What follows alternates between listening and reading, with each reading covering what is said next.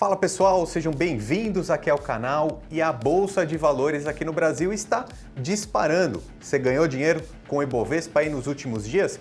Pois bem, o que fazer agora? Como lucrar, como ganhar dinheiro com esse cenário atual? Para isso, vim visitar aqui a Levante. Tudo bem, Henrico? Tudo bem, Lucro? Joia, trouxe o Henrico aqui porque para falar de análise de Bolsa de Valores a gente precisa de um analista certificado e o Henrico aqui ele é o rei do curto prazo. Se alguém entende de análise técnica aqui nesse país, é o Henrico. Ricardo é sempre muito gentil, né? Obrigado, é um prazer estar aqui com vocês novamente. Cara, me diz uma coisa. Primeiro, o que está acontecendo com o Ibovespa, por que está subindo tanto e depois encaminha aqui para a gente quais são as oportunidades, como que a gente pode ganhar dinheiro.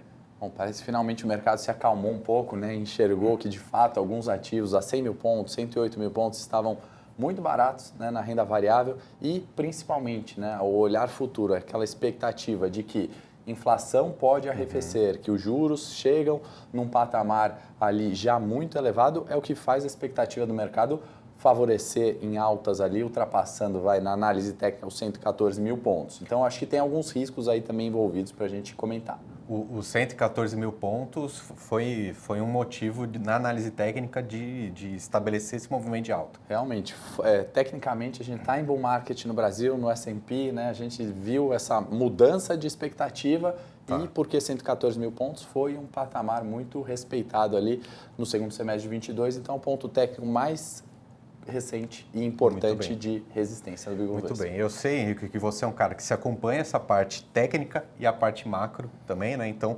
obviamente, questão de juros e inflação está fazendo esse movimento na Bolsa, mas a pergunta que a gente quer saber aqui agora é o que fazer, como aproveitar esse cenário para ganhar, sei lá, no curto prazo, com esse movimento de alta, o que a gente pode fazer? Bom, os investidores, né, e geralmente a pessoa física, né, entra nos movimentos de alta ali achando que tudo melhorou, que de fato a inflação arrefeceu e que os juros vai cair e quando está tudo depreciado, né, não quer saber da renda variável. Então, acho que num primeiro momento, seja ele nesse cenário de euforia, seja no cenário de pessimista, o investidor ele tem que estar ciente de assumir riscos. Assumir risco para ter mais retorno, não é assumir risco desmedido ali, né? Não é selecionar toda a renda fixa, né? Na minha opinião, foi um risco exagerado que muitos investidores tomaram, né, ao concentrar muito em renda fixa recentemente. Provavelmente perderam essa alta do Ibovespa. Exatamente, já desperdiçou essa alta e eu acho que é um movimento, obviamente, que tem que estar dentro da diversificação da carteira do investidor, mas a gente estava conversando sobre essa parte de ser um momento de assumir risco, né? O que seria, né, esse caso, assumir o risco?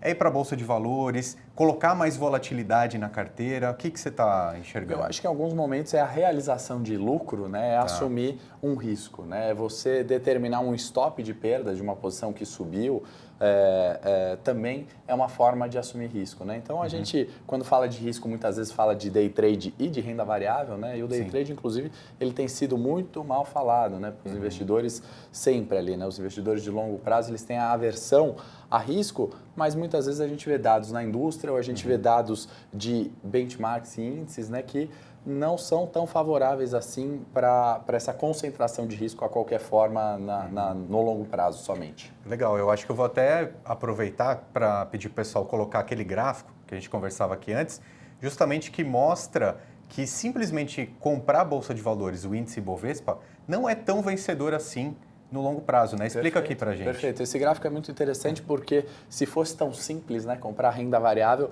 bastava comprar, estava todo mundo tranquilo. E a gente está vendo aí que em 11 anos de performance do Ibovespa, né, se a gente ajustar isso ao risco, a gente vê que é menos favorável, né, do que investir no CDI. Então você está vendo o gráfico do IMAB ali com mais retorno e menor risco, né? Risco aí medido pela volatilidade no eixo X. E o Ibovespa lá na ponta direita do eixo X, porém com uma rentabilidade muito menor. Ou seja, outra forma de ler esse gráfico é, teve ganho do Ibovespa acima do CDI, teve ganho na renda variável acima do CDI, realiza isso a longo prazo, a gente está falando desde 2011 assim. Legal, excelente. Cara, eu acho que essa é uma lição muito bacana. A gente estava conversando aqui e é legal a gente trazer para o público, né? Realizar o lucro. Né? Eu acho que isso que é importante, porque às vezes a gente compra uma ação na Bolsa de Valores e fala, vou carregar para o longuíssimo prazo.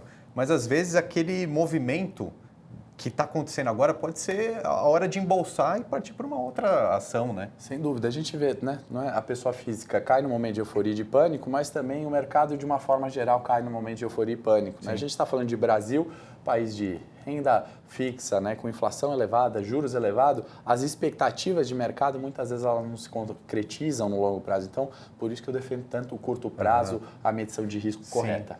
Porque se você não fizer essas operações de curto prazo para dar uma potencializada, dificilmente você bate os índices de mercado, né? Com certeza. Aí vale não vale você correr o risco, o trabalho de você estar lá no dia a dia, como a gente viu no gráfico, o IMAB seria interessante. Aliás, você me permite colocar os dados da indústria aqui? Sim. A gente está falando de fundos multimercado, poucos batem o CDI. A gente consegue ver ali que na janela de 36 meses são poucos fundos multimercado e a gente compara ali, pelo menos eu comparo o multimercado pela flexibilidade a um day trade, ele pode fazer diversas compras e vendas, né? E a visão única, exclusiva de longo prazo está fazendo esses fundos, indústria, gestores famosos não performarem tão bem assim. E eu acho que uma das últimas vezes que eu vim aqui, você me falou que você puxou alguns estudos até sobre gestores de fundos de investimento, que mostrou que aqueles que fazem essas operações de tiro curto, curto prazo, seja day trade ou então seja um trade, sei lá, de uma semana ou de um mês, acabam performando muito melhor, né? Quem não consegue fazer isso é como você mostrou, nem bate o CDI. E aí eu acho legal que eu trago você aqui para o canal, porque justamente para desmistificar um pouco também essas ideias de curto prazo, né? Porque realmente existe um preconceito com day trade ou com essas operações mais curtas, porque a gente vê muita gente assumindo mais risco do que deveria ou falando até bobagem aqui na internet, que dá para ganhar muito dinheiro da noite para o dia. Eu acho legal porque você traz aqui essa visão muito mais macro e muito mais técnica e calma, né? Você é um cara tranquilo que você não vai fazer loucura com todo mundo, né? Bom, o institucional que faz day trade, uma tesouraria, um market maker, os 30 bi aí de negócios na bolsa, em financeiro, né? Eles têm essa gestão do day trade como algo inerente, né, do risco a ser corrido, né? O que eu vejo às vezes o day trade ficar mal falado, ou a gente vê algumas figuras na internet ali pagando cafezinho ou comprando Porsche, né, sendo aquilo day trade. E, inclusive, pesquisas, né, muito renomadas, da FGV, outras pesquisas mostrando que o day trader não tem sucesso, porque muitas vezes é um cara que saiu sem treino, não entende de mercado, está com capital pequeno, não tem conhecimento, é evidente que não vai ter sucesso. Da mesma forma que, se comparar com estratégias vencedoras como do Warren Buffett, Barsi, entre outros, também não é para todo mundo também, né? Todo mundo. Eu acho que esse ponto ele é importante, né? O preconceito com day trade é mais com quem faz de forma errada do que realmente porque é uma ferramenta do mercado, né? Exatamente. E é algo que você usa bastante, né? Exatamente. Eu fui buscar esses dados todos para a gente discutir aqui hoje justamente como uma forma de estratégia. O day trade é uma forma de estratégia, renda variável, renda fixa, dividendos, são formas de estratégia que funcionam, desde que assumidas os devidos riscos nos momentos certos. Né, e com o estudo, né? Com estudo, sempre. Com estudo, com disciplina. Acho que é legal até você aproveitar e falar para o público que você preparou uma série de vídeos sobre esse tema, né? Tá trazendo esses dados aqui muito mais detalhados, né? Exatamente. Pensando em tudo isso, né, e pensando lá em 1980 que Jim Simons desafiou Warren Buffett, né, começou a falar de quant, aquela estratégia de curto prazo, de realizar lucros, e teve 2.400% de lucro naquela década, né, enquanto o S&P teve 380% apenas. Acho que o S&P até hoje não deu 2.400 de lucro, pensando nesse período. A gente criou esses vídeos, né, que a gente chamou de Liga do Trader, para mostrar a movimentação de preços e como que a gente pode, de fato, operar a renda variável, a renda fixa, assumir riscos, conhecer os riscos e potencializar. Espero como o Jim Simons fez lá em 1988. Cara, então você que está assistindo aí, eu vou deixar um link na descrição para você assistir essa série de vídeos que o Henrique preparou, porque assim, você busca conhecimento, você busca realmente ganhar com consistência em curto prazo, você precisa seguir o Henrique. Né? Porque ele está aqui, eu visitei ele aqui dentro da Levante, tem um monte de gente trabalhando, ele tem 4 telas assim, só para ficar de olho no mercado. Então assim, você precisa do acompanhamento de quem sabe, já tem experiência de mercado, então assista os vídeos do Henrique, porque o curto prazo é com ele.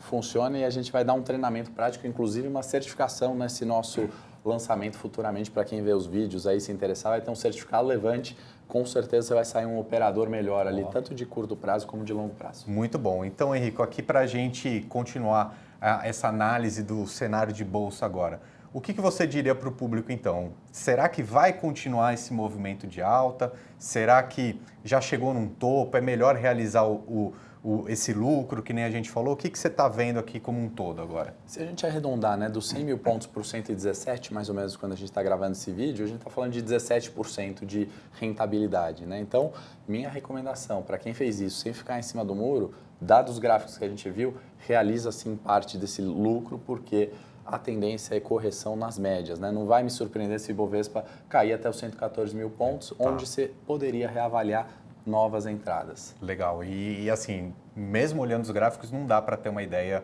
de quanto tempo isso aconteceria, né? Um movimento como esse, né? Quem fala isso, né, na análise técnica, no curto prazo, com certeza está prometendo coisas que a análise técnica, nem o fundamento, nem o macro vai conseguir dizer quando, né? Evidente que se nessa semana os bancos centrais já sinalizarem que juros é para baixo mesmo, a gente ainda tem um pouquinho para ganhar. Mas às vezes é melhor você deixar um pouquinho de dinheiro na mesa e realizar lucro. Essa é a forma interessante que eu gosto de assumir nas estratégias o risco, do que propriamente deixar ali achando que é céu de brigadeiro e que vai ficar batendo o CDI por muito tempo. Muito bem. E agora sim, esse movimento de assumir mais risco, você acha que tem alguma classe das ações ou as ações menores, as small caps, as larges, os índices? Tem alguma coisa que você está olhando mais, não?